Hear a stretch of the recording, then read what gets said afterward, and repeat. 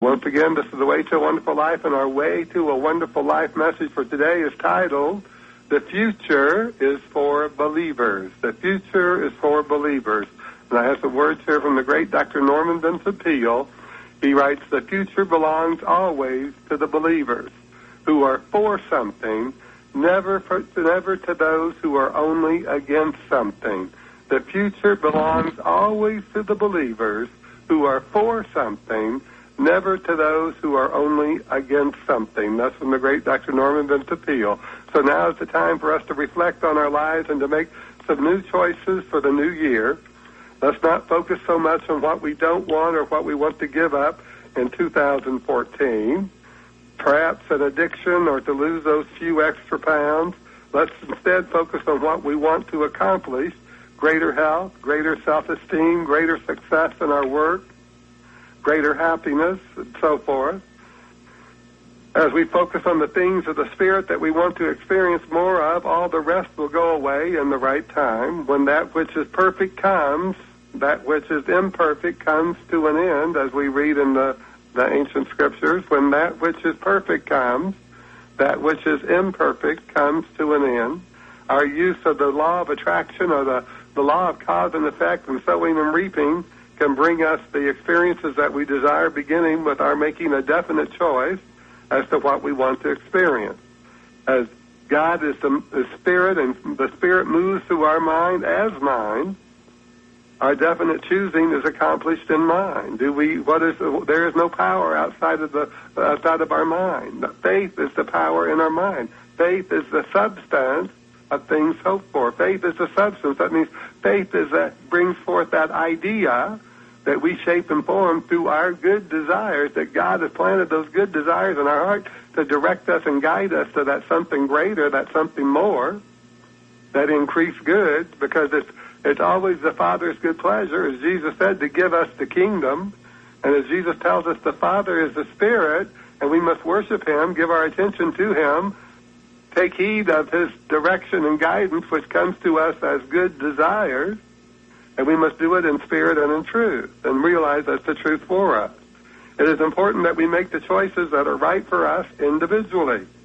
Making choices that meet others' expectations or to impress other people rarely gives us any happiness, rarely gives us any much happiness at all. We must open our mind and choose that which has the greatest appeal to us personally. This appeal, combined with believing, makes the law of cause and effect, the law of sowing and reaping, the law of attraction dynamic in our lives. Now, there are two important elements to demonstrating our New Year's resolutions, if we have them, or our choices, we should say, the decisions we make for ourselves. Don't ask. Don't ask anyone what you are to do or what they think of what you want to do. Don't care about what somebody else thinks about you. What people think about you is none of your business. What is your business is to realize that the Spirit within you is guiding you, directing you, expressing through you in your own unique way. Don't seek the opinion of others, but seek within your own mind whether the ideas that come to your awareness are appealing to you. Ask within, and then contemplate the ideas that come to you. So what am I to do? I allow the Spirit to guide me, direct me, bring forth to my mind, reveal to my awareness that which I am to do, to be, or to have, that which is going to bring me a greater joy, a greater prosperity, a greater health, a greater happiness, and soon enough, that idea will come. Now, some of the ideas that come, we may dismiss, and the right ideas for us may not come to us right away. But the right ideas will come to our awareness as we are persistent in our asking. And when we find that idea that is appealing to us, we must ask ourselves if we believe that we can accomplish this, or do we believe that we can have it, whatever the case may be. But without our ability to believe that we can have it, it is not our right idea. When the right idea comes to us, we will find the strength of the rightness of it. It will have a strong impression in our mind. We will know that these are the things that we must do, the things that we must have, or the things that we must be, for they will spark a desire within us that knows that these ideas are ours, that God, Infinite Spirit, is calling us to them. We will have great enthusiasm for these things as we know that which I am seeking is seeking me. That which I am seeking is seeking me. We are not limited to any certain number of things to demonstrate in the new year. We can do or have as much as we desire, but to begin, I suggest that we write down the top 10 things that we want to experience in 2014.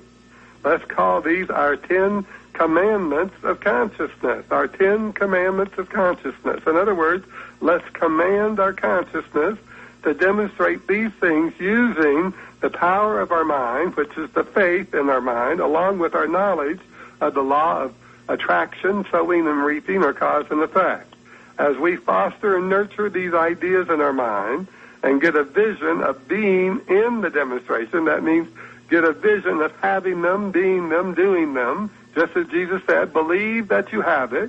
You won't believe that you have it if you don't bring it into your mind, if you don't consciously draw it into your mentality and start dwelling on the images and the likenesses of having it and doing it and being it and the feelings that are associated with having it and doing it and being it, beginning with the feeling of gratitude that your faith is making you wholeness, the wholeness of prosperity, the wholeness of joy, the wholeness of health, the wholeness of peace and harmony and beauty and love, all those wonderful things. We can rest assured that this will be our experience if we consistently and persistently feed our mind with these things. Remember, all things come from within our own consciousness. They are not the urgings or the suggestions of others. If we hold fast to the truth that spirit within us is calling us to have these things, and just as we read in the Scripture, as within, so without. We can read that in the Holy Scriptures. As within, so without. And Jesus said, the kingdom of heaven is within you. But it's up to you to create that kingdom of heaven. It's up to you to call forth that good idea for you, that right idea for you that will heal you, prosper you, bless you, bring you love and harmony and peace and creative expression in your life.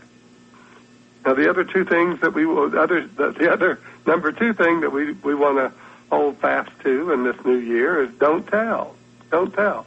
Along with this great enthusiasm will come a desire to tell others about our new ideas for our life. Don't do it. There is power in secrecy. Jesus stated, go and tell no man. And every legitimate, mystical, spiritual teacher has taught that we are to keep the things of God between us and God. Our friends and loved ones will see it when we have it, see it when we be it, see it when we're doing it, and knowing that all is spirit in action through our mind, it is important that we do not put our ideas out into the world until they are ready for the world to see. Remember, when that which is perfect comes, that which is imperfect comes to an end. So don't allow people to see the process of your prayers materializing in your life, the experience in the process. Wait until it is perfected in your mind, perfected through God's guidance and direction, perfected from that good desire of your heart to see yourself doing and being and having those things that God is calling you to have through those good desires of your heart. Always keep in mind that when we are working with the power of faith in our mind, it becomes a law of attraction unto us, that we start attracting to us all things that are necessary, all things that are for our good, and those things will show up. We are working in mind on the unseen side of life, in other words, in the spiritual, in that which is invisible. But don't make that something complex. Remember, the radio that you're listening to was an idea in mind first before it became a radio. That computer that you're listening to or that smartphone that you're using to listen to this radio program on the internet was an idea in mind before it became a material object that you could use. Everything was an idea first. The very clothes that you have on were an idea in mind first before they became the weavings that they are to create the clothes that you're wearing. They were an idea in mind first, in somebody's mind, that brought it forth from the one mind, the ultimate intelligence, which is God. And no one knows exactly how our things will show up. Nobody knows how our prayers will show up in our life, for oftentimes our results are greater than we first envisioned them to be. Greater than we first envisioned them to be. Dr. Joseph Murphy, one of the great teachers of spiritual demonstration, spiritual principles, said you must appreciate the fact that your desire, that your idea, that your dream, your new play, your new book, your new script, your new trip, your new enterprise, or your new adventure are all real in your mind, though invisible. To know that your idea is real, that it has form, shape, and substance on the mental plane, and that it is as real as your hand on the objective plane, gives you scientific faith and enables you to walk over the waters of confusion, over the waters of strife and fear, to a place of conviction deep in your subconscious mind. Whatever is conveyed to your subconscious is projected on the screen of space. This is the way your ideas are objectified, and that's why the Holy Scriptures tell us, as within, so without. And why Jesus said, the kingdom of heaven is within you, not low here or low there. It's in our mind. It's in the mind of the believer who has faith that God is making all things good, and has faith that when that which is perfect comes, that which is imperfect comes to an end. So all that is seen comes from the unseen, that is from the consciousness. And as we draw from the consciousness of God, from God's Spirit, God's power, God's intelligence, it is our consciousness of success in the face of the appearances of failure that leads us to that which provides us with success. It is our consciousness of prosperity that guides us to that which will prosper us, even when the evidence of things seen shows us lack and limitation. He must believe and not doubt. Jesus' brother James was bold and spoke with authority. He must believe and not doubt. His radical thinking inspired countless numbers of people to foster and nurture faith and hope in the good. Bold statements of truth establish in our consciousness a determination and conviction to demonstrate our right thinking, our right prayers, our right ideas. That is, to realize the good that we can claim as ours in our experience. Let's think about it. There's so much that throughout history that has affirmed the good. Jesus said, all that the Father hath is mine. And you give us this day our daily bread. He said that. You give us this day, our Father. You give us this day our daily bread. And we know that the Lord is my shepherd, I shall not want. I shall not want any good thing, for God is my good, and God is. God is right here, right now, right where I am. God fills my mind with the good desires that are mine to experience. God fills my heart with faith and hope. God fills my soul with a knowing that in God all good things are possible. With God, all good things are possible. Now, the great mystical Ernest Holmes says we shall never have to unify with God because we're a part of God already. Just as the wave is part of the ocean, connected to the ocean gives the wave its life. God gives us our life.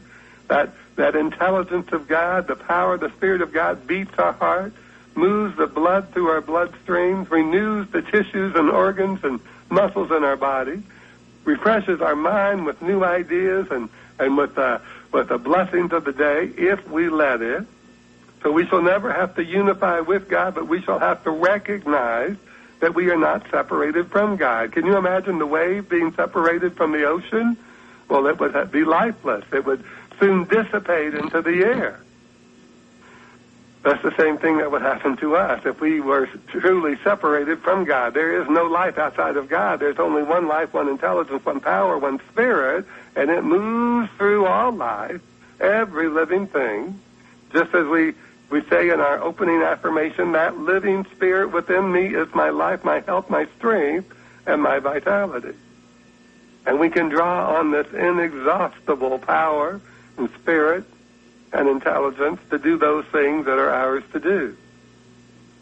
In these profound words of truth, we find something that will provide for us a way to manifest the desires of our heart. recognition. We recognize God. We recognize God as our source. We recognize you do give us this day our daily bread. And it is the Father's good pleasure to give us the kingdom, because those good desires that are coming into our mind for that increased health, that increased wealth, that increased joy and happiness, that increased success and creative expression, that increased feeling of being surrounded by loving companionship, that's God's good desire for us, but we must answer the call and believe it. We must answer the call and say, yes, I accept this. Yes, I open my mind to all things necessary for me to have it, to do it, to be it, to live it, to have it in my experience as the truth for me. So that recognition, we must recognize that we are a part of God, that our desires are coming from that Spirit of God to instill within us an impulse to seek a greater good, that impulse to seek a greater joy, excuse me, and that impulse to seek a greater success and a greater measure of prosperity for us to experience. Perseverance, the mystic James tells us in the Scriptures, perseverance must finish its work so that you may be mature and complete, not lacking anything. Now remember, James is the brother of Jesus, so he was right there with Jesus. Perseverance must finish its work. That means we must persevere. We must be persistent. That's where that word persevere comes from. Be persistent. Persistence must finish its work so that we may be mature and complete, not lacking anything. But while we persevere, it is essential that we get into the spirit of opening our mind, our heart, and our soul to God, opening our mind and letting ourselves believe in great things, big things. Just as Jesus said, if we have faith the size of a mustard seed, and the mustard seed is very, very small. The Scripture says it's the smallest seed, but it's not. But it's very, very small. We can move the mountain into the sea. In other words, he said you can do big things beyond your imagination, things that seem incredible to you, because all things are possible with God when you release in your mind any thought of limitation, any thought of restriction, and let God do its perfect work in you, as you, and for you, through your faith and through your belief. We must eliminate thoughts and images of lack completely, eliminate thoughts of failure and doubt, eliminate thoughts that separate us from God and from our good. Not lacking anything means not lacking in our ability to have, to do, and to be that which we choose to have, to do, and to be, no matter how very radical it may seem at the moment. No matter how radical it may seem at the moment. Can you imagine what the people were thinking when Jesus said, if you have faith the size of a mustard seed, you can move that mountain into the sea? They probably thought, my goodness, what has he been smoking, right? But we have to draw into our mind that greater faith, that greater idea of God's presence and God's power and God's intelligence into our mind. Draw it into our mind. Just as a wave draws its life from the ocean, we must draw our life, our good, from God. And we draw it from God in faith. Faith is the substance. Faith is that unseen. Faith is that knowing that no matter what it is that we see in the physical, that all things in the physical, all things in the material change. But that which is changeless and eternal is the Spirit. That which is changeless and eternal and universal. That means what God does for one, God does for all. Just as gravity does for one, gravity does for all. Electricity does for one, it does for all. The sun shines on everybody, the good and the bad alike, the just and the unjust. The rain falls, as Jesus said, on the good and the bad alike, the just and the unjust. There are no saints or sinners in the kingdom of God. There is only that living Spirit living in each and every one of us, going through this thing called life, waiting for that which is perfect to come, so that imperfect comes to an end. Let's face it, that's our life experience. The great Dr. Norman Vincent Peale tells us, the future belongs to believers. And I am knowing that you are a believer, otherwise you would not be listening to me this morning. And since you are a believer, I know that you can believe in something greater for yourself and for the world that you live in. And I know that belief is God, and that God is in you, and you are of God in God. And so I know that what you choose for yourself, God is choosing for you. So just begin to let that move through your mind in a greater way, beginning right now. And let's see this 2014 become a year of the most wonderful experience we ever could have imagined for ourselves. Remember, when we turn to God, all things shall be added unto us. We turn to the good. And just as Jesus said, the kingdom of heaven is within you, not low here or low there, so don't keep looking for it out there. Don't think that, once you die and leave this planet, you're going to go off to heaven. You're going to take that consciousness with you. You're going to take the faith and the belief that you hold in your mind with you. Your spirit goes on. And it's going to take all the things that you believe with it. So if you want to have heaven on the other side, we need to start creating that heaven right here, right where we are, in our mind. Start believing and having faith. When that which is perfect comes, that which is imperfect comes to an end. The future is for believers. Dr. Norman Vincent Peale says the future belongs always, always to the believers who are for something, never to those who are only against something. That's the great Dr. Norman Vincent Peale. So when I bless him today, when I bless each and every one of you and wish you the happiest of New Years, the wholeness of health, the wholeness of prosperity, the wholeness of joy,